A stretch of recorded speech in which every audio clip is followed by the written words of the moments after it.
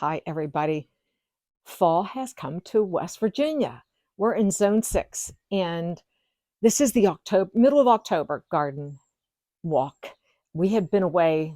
I've been out of the garden for 10 days. We were lucky enough to go visit our son Ethan in San Francisco for about a week.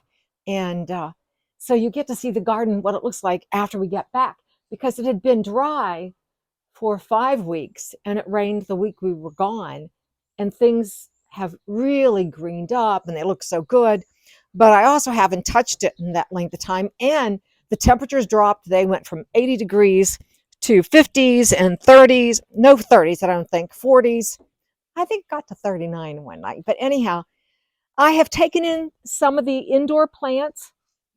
You can see how the leaves have changed on all the plants. You can see them going dormant. The hydrangeas shedding its leaves. Everything is just changing. Even the plants in the pots. These were my little black-eyed Susans. They've gone dormant. I've got my wonderful fig tree down here. It's a sheltered area while I was gone, right down here. And the water barrel is full. It was dry, been dry for 2 or 3 weeks. But I have some figs, and I don't think I will see those ripen up. But I'll get this inside here. Sylvia's going to come over and show me what to do. But where we stayed, there was a huge fig tree. And Reggie, it was huge. It was huge. It had to be 30 feet high. I know. And Reggie, 30 feet wide. It was gorgeous. It was gorgeous. And Reggie watched birds come in and pick they feasted on it. Yeah, they feasted on it. But this is mine, and it's down here for now, but it's going to go inside the house for the winter. And shoot, I forget. This is a wonderful vine, but it was given to me as a gift, a jasmine, and it needs to go inside. It cannot take cold temperatures. It needs to go in now, and it'll go in probably this afternoon, and maybe under some lights. I've never had a jasmine before. I need to do a little work on that. But otherwise, everything else out here, is looking, I'm real pleased. This bed has been cleaned up, but it's not about the cleaning up. It's how's it looking, and when do you do things? And we haven't had a killing frost. We haven't even had a frost, which is good. But you can see the coloration of some of the plants, because it wasn't like this when we left. The willow was starting to show some signs of fall, but not like what you see on the river's edge. And when we drove back from the airport, the colors in the hills of West Virginia were gorgeous. The reds, the oranges, the yellow. But because we haven't had a frost, we don't see a lot of change yet in our own gardens. And it looks a little wild because with the rain, which I like, my garden looks wild right now. The cosmos, they all look like they're just going wild. But I'll be cutting back all of these things probably next week, as little by little. It's not overwhelming. You can look at this garden and think, wow, there's a lot to clean up, but not necessarily so, because I divide this bed. Those cosmos have just... Yeah, aren't they great? They're wild looking. And these just reseed themselves. And so when you get ready to cut back, if you have cosmos, I pull these out of the ground, and you can put them on your compost pile if you don't mind a few little seeds coming up on their own, or you don't. But these will go on my compost pile. I don't mind when they come up because they just look real grassy, and you can pull them up if you don't want them to grow in your garden. But I like things looking wild this time of year. So I let those come back. I like the, these come back from seed, and I can't think of the name of this little plant. Cleomes. I'm so glad Reggie remembers that. Yeah, I mean, I don't mind them, because if you see them coming up, you can just pull them, and you can put them anywhere in your yard that you want. Same thing with the Verbena bonariensis here. I love these because they stand upright. But, when they come through the ground, they look like this little green stem. You can see them right here. And if you don't like, no, that's them. You can just pull them up. But I let them go to seed in the garden so that I have this look this time of year when everything else has pretty much quit blooming. The zinnias have been great. If you wanted to dry your zinnia heads, you could do that now. I'm not going to. Next year, I don't think I'm going to put zinnias here. I'm going to try a different annual in the front of the border. But these have been wonderful. I have dried my zinnias and kept their seeds. here's what they look like. Right here's a bunch of seeds. You could keep all of those, get the shaft away from them, or the scrappy stuff, and those plant those out, and you might get the same true bloom back, but maybe not. This was my favorite of the blooms, and you can see from afar they look beautiful, but close up you can see that everything's waning. But I love it. It just adds that crazy flair. And you can see the other thing, the hostas, they're ready to be cut back. Looks like the deer have been in here. Interesting. We do have a deer problem, and I haven't seen deer in here in a while, but that's all right because they can have it now. I don't care.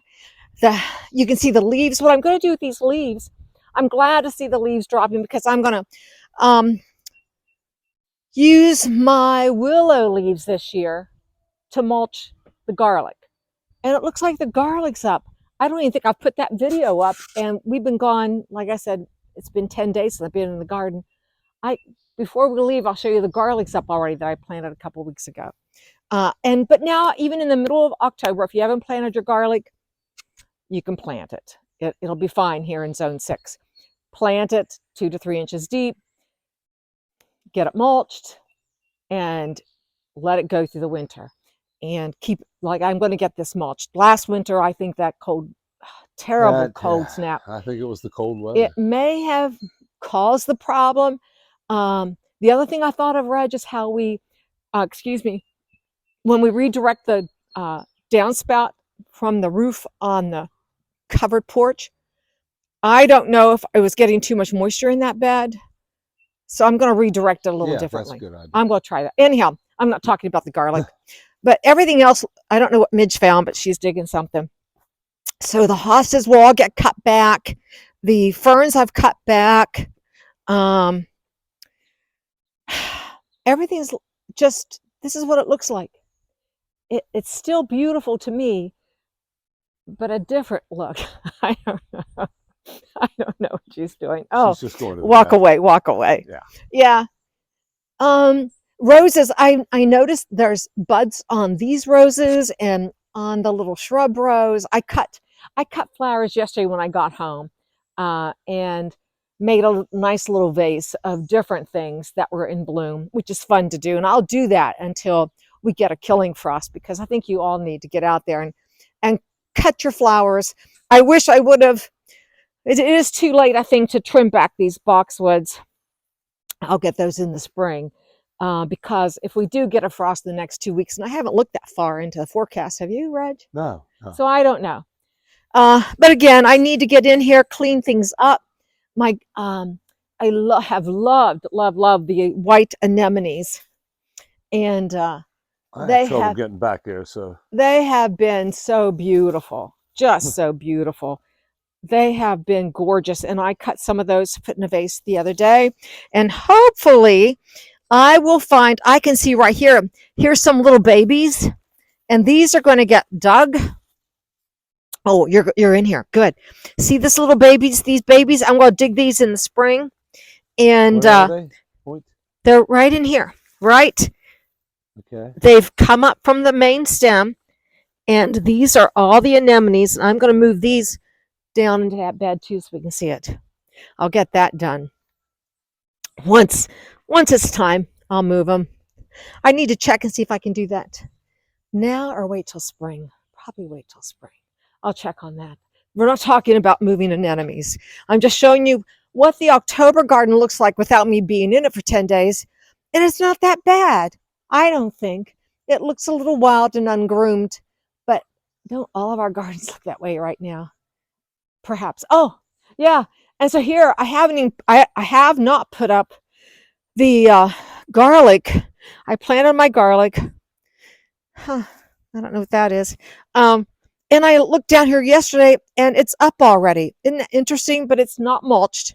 I'll put that video up probably the first of next week, and you can see how it's coming up. And I did put a few, forgot I had extra and not enough space, because I'm going to put vegetables in this garden. But look, that's up. And we still have the Swiss chard's doing great, and it will. We'll eat that this week. We'll have some, yeah. But, and the clematis, I'm not going to do anything with those for a while yet. I'm going to wait till things frost before I clean things up. You have to be patient with your garden. It has to look a little wild before you get too crazy and start like cutting my hair. things back. Yeah, here, give me the camera. No. Reggie's going through he is looking good. That's all I can say. The pond still looks good, too. The pond looks great. Get a shot in there. It's so nice. It's so clear, guys. The sound of water is wonderful. This morning, having coffee it's so nice to be home. I'm not a world traveler. Don't plan to be. And it's always good to get home. But that's a quick walk through the garden in October because there's not a lot to talk about except that it's going to sleep. And I like it. I'm ready. I'm ready for it to go to bed for a while and get inside. And we're going to do maybe a little redecorating in the house, I think. Right? Oh, good Lord. Help me. Lord help me. Yeah. We'll bring up some of your new art. But anyhow, that's what October looks in Weston, West Virginia, Zone 6, the middle of October. It's beautiful. If you've never visited West Virginia, come take a drive through the mountains this week because it won't last much longer. So thanks for watching. We'll see you the next time. Bye.